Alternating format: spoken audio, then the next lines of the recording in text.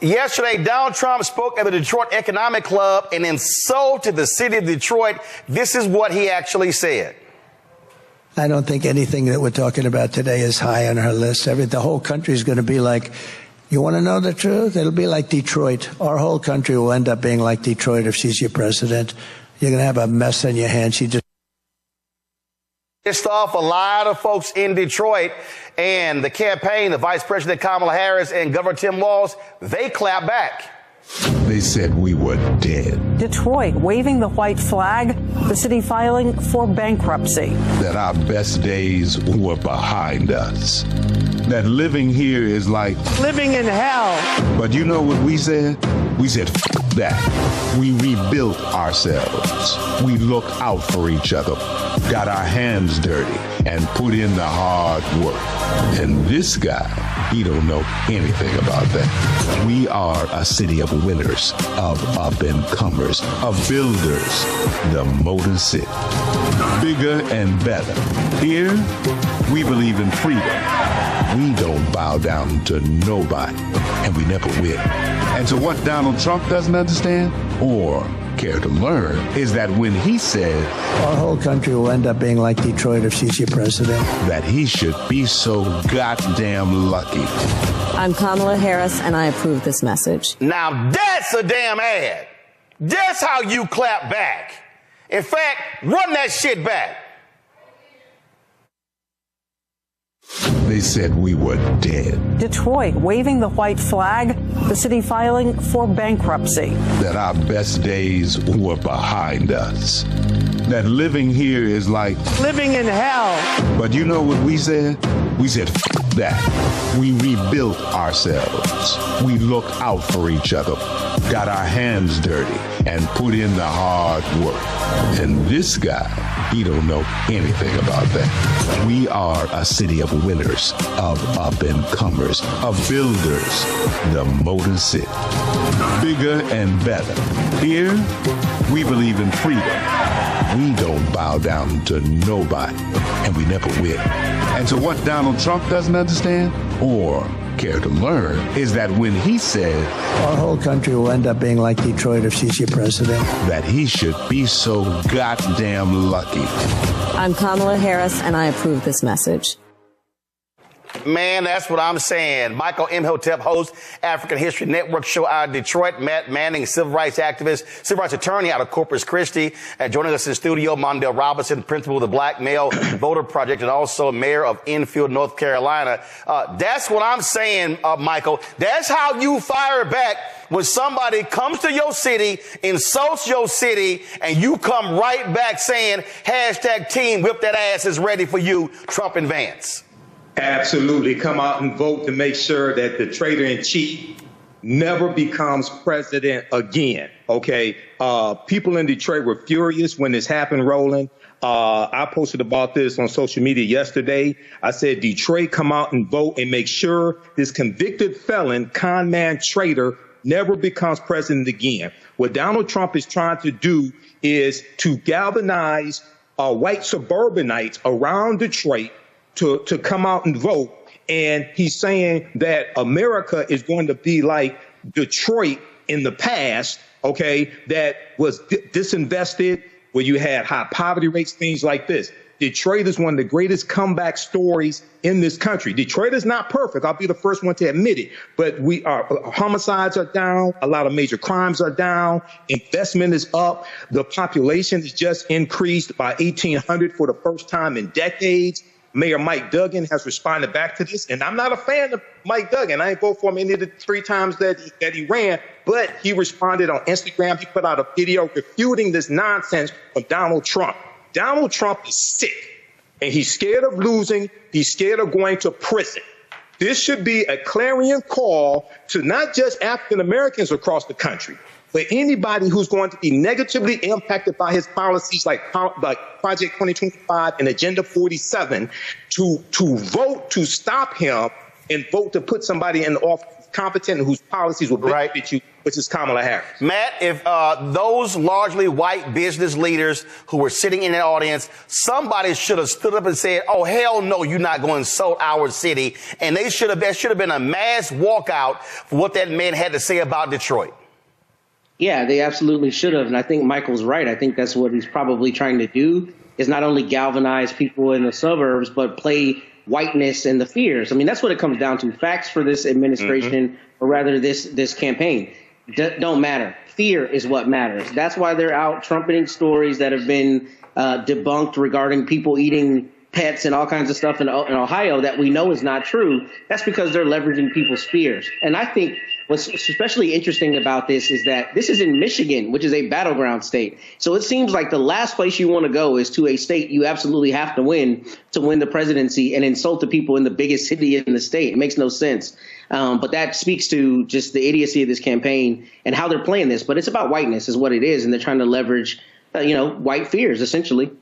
Yeah, let's remind people here that it was Donald Trump in 2020 who attacked black voters in Detroit, Atlanta, Philadelphia, Milwaukee. In addition, according to Jack Smith's recent filing, go to my iPad, one of the officials with Donald Trump literally said, let's make them riot. A Trump campaign operative said, let's make them riot.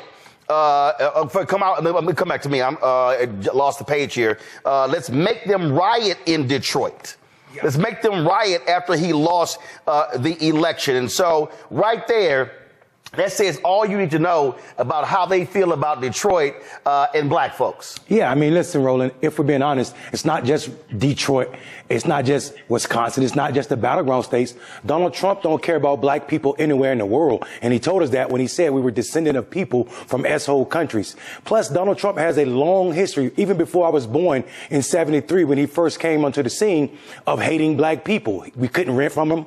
You couldn't lease an apartment from him. You couldn't work from him. He didn't want you counting his money. The track record is already written about Donald Trump. Anybody believing that Donald Trump give a damn about black people, or that is he's not using a method that was created by Lee Atwater for Nixon, talking about the Southern strategy, that's all Donald Trump is doing. He's deploying the Southern strategy to remind or wake up the racist nature of those white people that will follow him down any path. We know it's not about patriotism. Hell, they try to take over the Capitol. We know it's not about backing police officers. They want to defund the police. We know it's not about democracy, because they actually want to do away with the Constitution. And Donald Trump himself said he'll be a dictator on day one. So it's not about any of that. All it's about is whiteness and people fear. The problem with Donald Trump is numbers just ain't on his side. Since 2016, nearly 40 million new voters have come online and 20 million baby boomers have left. That means more white people have left the voting roll than ever. So this old tactic of trying to scare white people is not enough. And we just need people to understand that in this moment. This is what the Detroit Free Press had. Go to my iPad. A new court filing in the Justice Department's criminal case against former President Donald Trump. And what it argues were his efforts to overturn the results of the 2020 election, said Wednesday that a campaign worker urged a riot to break out at what was then the TFC Center in Detroit as votes believed to be unfavorable to Trump were being counted. If you keep reading this, it said the claim was made as part of a 165-page filing by special counsel Jack Smith. Not only that, keep in mind, Michael, in 2020, you had a top Republican in Michigan who said, let's continue to count all the votes in Michigan except Detroit. Absolutely. And I live 4 or 5 minutes away from the TCF Center. I saw it as it unfolded, as you had the pickup truck emblazoned with Trump paraphernalia riding out in front, galvanizing people. And as the crowd grew, the police had to block off the street in downtown Detroit. I saw it as it happened. So this is, and Mondale hit on what I've talked about here on the show before. Donald Trump strategically targets and raises animosity against Detroit, Milwaukee, Wisconsin, Philadelphia, Pennsylvania, and Atlanta, Georgia. OK, and those in 2020, those cities went for Biden-Harris, and he's trying to prey prey on white fears. And this goes back to 2016 in an analysis from theatlantic.com, which talked about how it was not economic issues that drove a lot of uneducated, college non-educated white males to Trump. It was cultural issues and the browning of America, the fear of the browning of America. So when we communicate with African Americans, especially young brothers, these are things we have to talk about, and talk about policy and how policy impacts every aspect of your lives. And see, Matt, if you expand this, we also have to be explaining to people that this is an individual who will deny resources to such cities. When Puerto Rico, when the hurricane hit there, he denied resources for 2 years. His own folk have been on record as saying he was denying resources to an area of California until they had to show him voter data that was his voters who would be impacted. This man, and this is what Project 2025 was all about, this man is going to starve black cities. Donald Trump won't give a damn about Houston, New Orleans. He won't care about Charlotte. He won't care about Atlanta, Detroit. He will trash any city where you got significant black voters, where you have Democratic mayors, because that's who this man is. And so black folks need to understand, you could be talking about, oh, your pocketbook, but when you start looking at the resources that are becoming to where black folks are, he is going to starve them because he is appealing to his white MAGA base. Yes, full stop. I'm so glad you said that, because that's a really astute observation. But that's not only Donald Trump. Let's be honest. That's what Republicans do around the country. They starve the black part of town. They don't give it resources. And then when that part of town has issues or becomes economically advantageous, they now do what? Go in and steal the land, gentrify, and call all the people there mongrels. I mean, that's a strategy we've seen across the United States. And the problem with this, especially to your point, not only is Trump going to deny those resources, and not only is he not going to be truthful about the denial of those resources, that denial of resources is going to be exacerbated in states like Texas, where Greg Abbott, who wants to be booty buddy with Trump, is going to say, I'm not accepting Medicaid dollars. I'm not accepting federal monies for all the people who need it in the state. All that does is make those kinds of denials that much worse in states like this, where your governor is going to do everything that he can to politically be top of mind to try to succeed Mr. Trump and to try to be a part of his closer entourage. We've seen that. Greg Abbott has done that. We know that. So not only is Trump going to deny it, but it's going to be exacerbated in places where DeSantis, Abbott, and others want to be a part of his same ilk. Mondale, this is what a tweet from one of your fellow mayors, the mayor of Detroit, Mike Dugan, he put out. Detroit just hosted the largest NFL draft in history. The Tigers are back in the playoffs. The Lions are headed to the Super Bowl. Crime is down and our population is growing. Lots of cities should be like Detroit, and we did it all without Trump's help. Yeah, listen, I mean, Roland, if we're being honest, this doesn't matter to anybody on that side. Trump followers aren't following him for truth. I mean, this guy told more than 30,000 lies. That's 20-some lies per day when he was in the White House. That is not the nature of what's going on here. These people are not following Trump because he is Jesus. They're following him because he's the new Jesus. He's a white Jesus that will push white supremacy above all issues and at any cost, regardless of what Americans we're talking about, but for white people. And you have to be a white person that loves white people. And I don't care if people are upset about that thought, but that's what we're seeing here. When you see someone willing to go to this length, I will say this, though.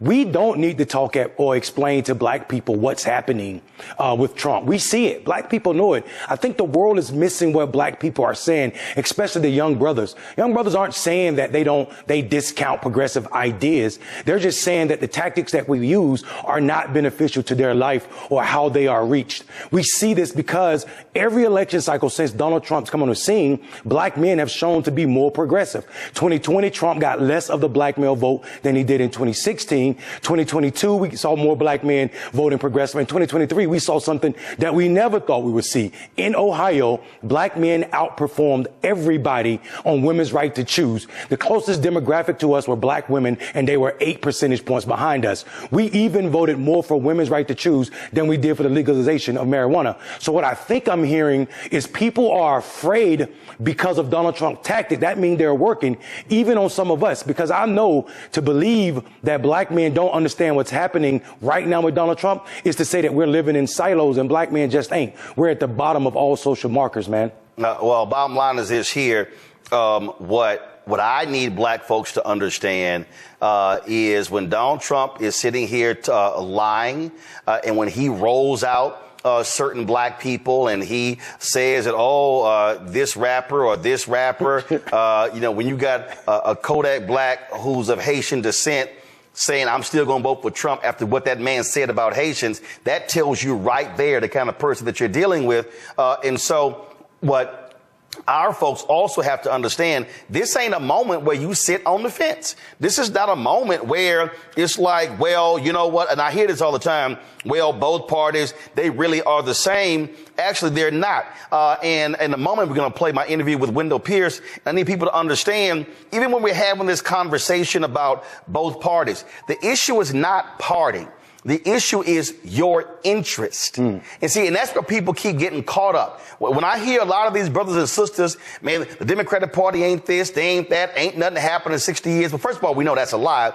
But you do have to step back and begin to say, wait a minute, what are the issues that I actually care about? And then when I start looking at the data, how does that actually line up? That, to me, is how we must be thinking about this. And I think too many people, when they are talking about these issues, talking about what's going on, out here, they're caught up in a lot of this chatter you're hearing from a bunch of mealy-mouthed individuals who don't know nothing about public policy. And y'all know they are. All those so-called YouTube, TikTok, Instagram political scientists who are telling you that your vote, you get nothing for your vote. None of that stuff matters. Well, guess what? All of them are lying. And see, I'm not even going to give them any shine by mentioning their names, but a bunch of them look like us, and a whole bunch of folk follow them. And I see y'all tweets, you need to debate so-and-so, Dr. So-and-so, and debate so-and-so.